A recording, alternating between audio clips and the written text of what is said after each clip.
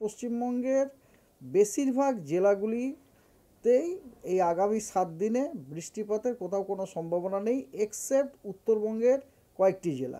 28 তারিখেও আপনার দার্জিলিং এবং কালিম্পং এই দুই জেলাতে হালকা বৃষ্টিপাত হওয়ার সম্ভাবনা আছে, এক দু জায়গাতে বিক্ষিপ্তভাবে।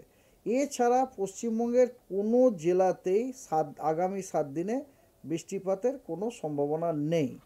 তবে ভোরের দিকে কিছু জেলাতে আপনার আইসোলেটেড ডেন্স ফগ হওয়ার সম্ভাবনা আছে, যে কারণে দৃশ্যমানতা 200 মিটারের নিচে নেমে যেতে পারে। মাঘের শীত বাঘের গায়ে, দ্যাট ইউ ফরগেট নাও।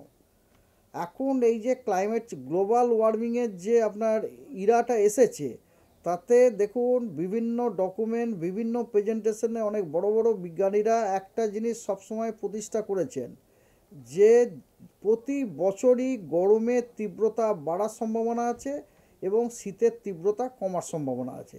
তো সুতরাং আপনি বুঝতেই পারছেন মাঘের শীত বাঘের গায়ে, ওটা আমাদের আপাতত ভুলে যেতে হবে।